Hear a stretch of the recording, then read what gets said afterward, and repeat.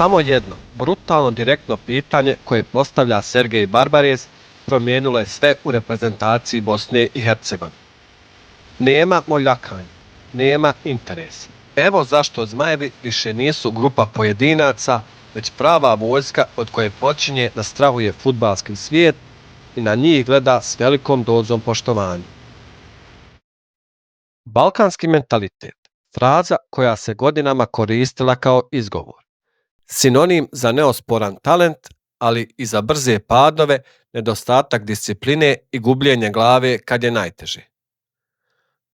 Gledali smo kako reprezentacija Hrvatske taj isti mentalitet pretvara u svjetske medalje. A u Bosni su se svih ovih godina pitali, živimo jedni pored drugi, zašto ne bismo mogli i mi kao i Hrvati? Više se to ne pitaju, jer Bosna i Hercegovina je dobila nešto što joj je godinama nedostajalo, novi identitet. Sergej Barbarez nije došao na klupu Zmajeva da prodaje maglu o komplikovanim taktičkim formacijama. Njegova revolucija je počela u glavi. Izabrao je momke koji imaju karakter, momke koji su ponosni, koji ostaju čvrsto na nogama i kada se gubi, i kada se pobjeđuje. Tačno, ovo je potpuno jedna nova ekipa. Od cijelog tima samo 2 igrača znaju šta znači igrati na svjetskom prvenstvu. To su Edin Džeko i Sead Kolašinac. Ostalih 24 tu pozornicu nikada nije osjetilo. Ali ono što im nedostaje u iskustvu i kvalitetu nadoknađuju nečim što protivnicima leži krv u žilama. Fanatičnom strašću.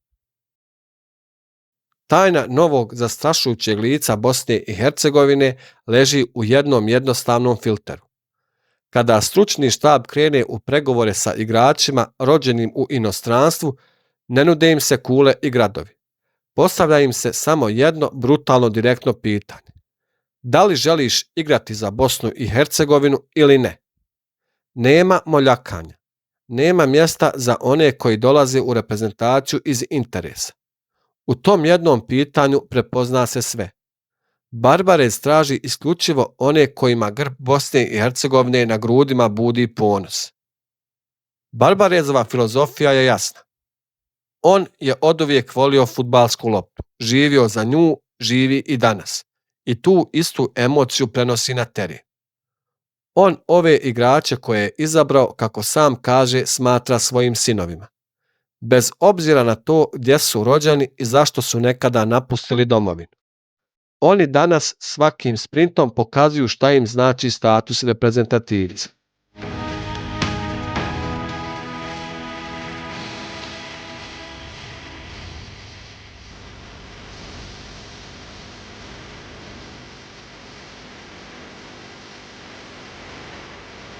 I baš zato danas svi počinju da strahuju od Bosne. Zato što protivnici više ne izlaze na teren protiv grupe pojedinaca koja će se slomiti pod pritiskom. Izlaze na megdan ratnicima, izlaze pred porodicu vođenu selektorom koji im je usadio pobjednički karakter. Zmajevi su dobili novo srce, a fudbalski svijet počinje to da i osjeća. Reprezentativci BiH će prije ili kasnije izgubiti neku utakmicu, ali jedan poraz sigurno neće pokolebati njihov duh, volju i želju da s ponosom nose dres svoje domovine.